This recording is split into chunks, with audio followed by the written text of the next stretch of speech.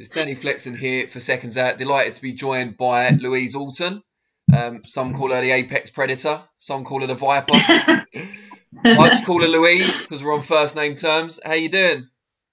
Yeah, I'm good. How are you, Danny? I'm very good, thank you. When we last spoke back in October, you just not long ago made the decision to turn pro, having won a national amateur title. You were hoping to get that first fight in before Christmas. Obviously, they didn't come to fruition in the end. So what's the latest on that? When are we going to see you turn over? So I was due to box when was I due to box? I was due to box in March, but due to obviously COVID and restrictions and stuff like that, that didn't happen. I'm now been told that I've got a date on the 2nd of July through Warren Boxing Management as my manager. I think it's a Mo Pryor and Warren Boxing Management show, so that should be really good. Looking forward to that. It's nice to actually have a date because obviously with COVID, it's been a bit hit and miss with people getting out. So I'm just glad that I've got a date now, something to work to. Yeah, it must be a relief, obviously, with everything with COVID. It means small hall boxing's coming back as well, and you should be able to get a couple of fights at least in the bag before the end of the year. Definitely, yeah. I just want to box as often as I can. If I can box every month, I'll box every month. I just need the opportunity to get out and show everyone what I can do. Has it been difficult with work, like having a date lined up, then cancelled, then a new date coming in? Because presumably you're going to want to take some time off when you prepare for your debut. Yeah, so to be fair, who I work for Oxley's NHS, and my manager is really supportive. So he allowed me, the week leading up to the fight, he allowed me to work from home that week. So that was fine. It wasn't too much of an issue with sorting work out. More of the issue was obviously the training of like peaking and then having to tapering it down and then peaking and stuff like that. It's with so many dates were thrown about, we was working towards different dates, and I ended up being in camp from like the 4th of January, and I was literally up in camp until like 2 weeks ago. So it's been a long camp, just waiting for dates. But obviously now that I've got another date, we've tapered it down, focusing on a lot of stuff with my S&C coach at the moment. With Do Training, Duncan, focusing a lot on like building my legs up, strengthening my legs at the moment whilst I've got the opportunity. Because obviously when you're in fight camp, you need your legs, and if they're knackered from S&C, it's a bit difficult to move around the ring and stuff. But it's given opportunities, obviously. But no, work's not really been an issue. Work's very supportive, and I'm lucky because anywhere else it would be so difficult training full time and working full time. How have you found getting sparring over the last few months with, COVID still being a factor and some gyms only just starting to open up next week? Yeah, to be fair, sparring's not really been an issue because a lot of my closest mates, like Ellies Courtney and stuff like that, I've been sparring her for her fight that she's had recently. So we sparred a lot. I was due to spar Chantelle, my other friend, but her fight obviously had to be postponed because she was injured. But yeah, I'm over at Adam Booth's quite a lot sparring over there. Sparred Shannon Courtenay as well for her fight. So yeah, it's been not too bad, to be fair. I can't really complain about the sparring. That's been good. We'll talk about Shannon's fight in a minute, but what did you make of Ellie's debut? I know you're friendly with her anyway, but she's had two fights in the books now. What have you made of her progress?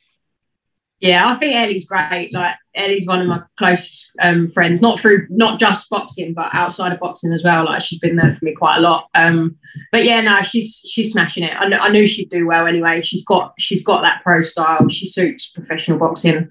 Not that she didn't suit amateur boxing, but I just think she's made that switch really well. And in her weight category, I know she's just going to smash it. But I think she boxed really well. She boxed the right type of fights with both of them.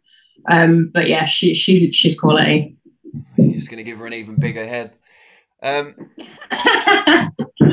You mentioned weight there. What weight is your debut set at? So my debut was set at lightweight, but obviously now where I've got until July, I'm going to do super feather.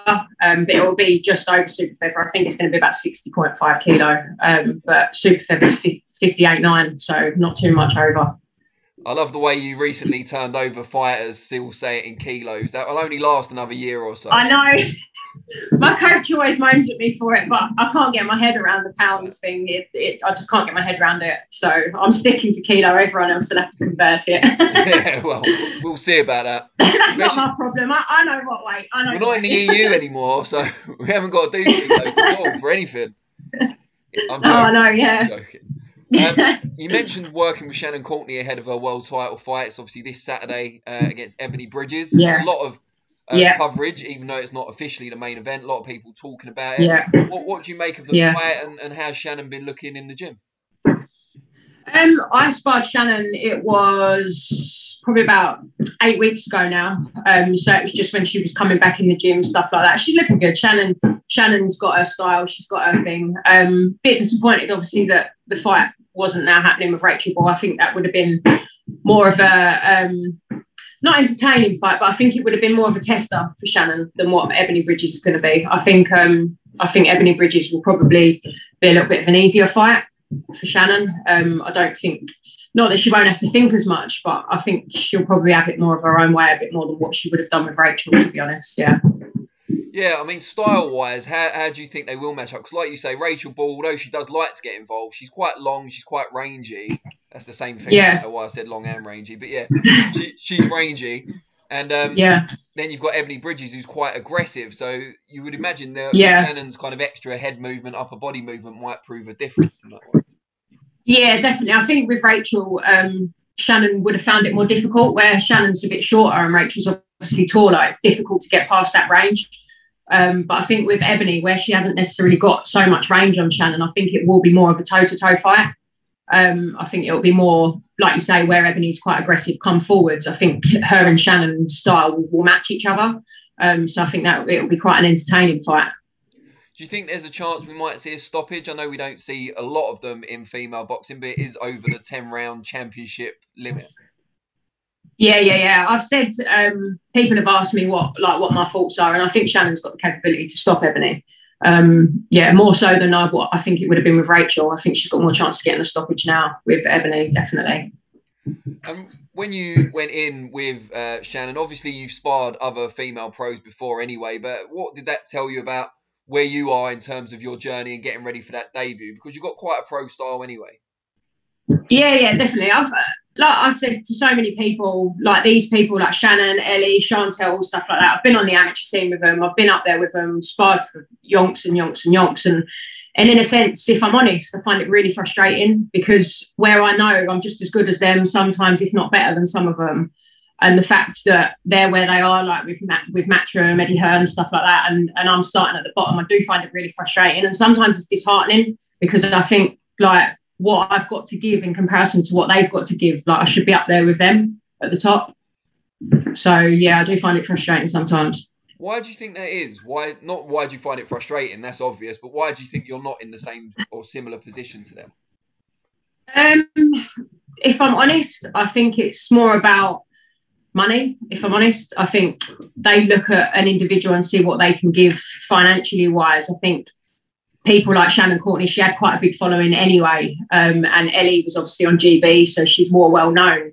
Whereas for me, I had the option of turning pro or trialing for GB, where I didn't want to do GB. I think I haven't got that GB background. I haven't got that kind of wide known sort of name in a sense. So I think that's why it's a little bit more difficult. But everyone that is up there at the moment, everyone's kind of vouching for me, and everyone says the same thing. Like they can't believe that I've got to start at the bottom. They can't believe that I've not been signed by someone else. Even when I was up sparring Chantelle last year, like her coaches like Jamie Moore, Nigel Travis, like they was all saying, like, I can't believe that you're not signed. And even the same with Tasha, when I was sparring Tasha last year, like all her coaches, like Anthony Crodder, everyone was saying they just can't believe it. So, and me in comparison to some people that have been signed that are boxing at the moment, like I'm miles ahead of them. So yeah, it's frustrating. What do you think made the difference for Chantelle? Because you guys have got very similar backgrounds. She certainly didn't start off with a major promoter from the off, but is now a world champion in a very good position. So what was the change for her? And perhaps that will be the same for you. Yeah, listen, Chantelle's had it tough. Like she's got everything that you need for boxing, and she hasn't been given the opportunities that she should have. Like in terms of even this the Katie Taylor fight, it should be Chantelle having the fight. No disrespect to Tasha, 100% Tasha should have the fight, but as well, like Chantelle should also be having that fight with Taylor. And I think the only reason I'm thinking that that's not happening is that Katie Taylor's trying to avoid her. But in terms of the opportunities, I think where Chantelle's made so much noise about it, and she has sort of made it recognised, and she's got herself known a bit more. I think that's why now she's getting a bit more opportunities. That's why obviously now she's got the world title, she's doing the defence of it and stuff like that. So I think it's, I don't know, maybe it's promoting yourself a bit more. I think I need to get a bit more of a backing. Could this see you finally take to Twitter? I have not had Twitter. I had Twitter years and years and years ago, but I haven't got it. But everyone keeps saying you should get it, because that's the only social media that I haven't got. And to be honest with you, if it wasn't for boxing, I wouldn't have social media. So yeah, maybe Twitter is something that I need to invest in, something I need to look at. And when we last spoke to you, your partner, Carl, you said he was getting his licenses to be a second in the corner. Has he progressed much with that? He hasn't at the moment, no, because he got accepted to his England Boxing Level 3 coaching. So he was going to do that, which obviously has now been postponed because of COVID, but he's due to start that again soon. But I think that is still on the back burner for him. That is still what he wants to go down, that avenue. He still wants to do that. So yeah, hopefully when things get started again, he can get that done. On the subject of social media, just before I let you go, we've established you haven't got Twitter, at least at the moment, but tell people how they can find you on Instagram. So yeah, on Instagram, I'm Louise_champ1, and the same on Facebook. I'm Louise Boxer Orton on Facebook if they want to find me. Great stuff. Well, wish you the very best of luck. Hopefully it all stays in the books for July and we get to see you in action. Thank you very much. Anytime. Take care and I'll speak to you soon. Cheers. Yeah,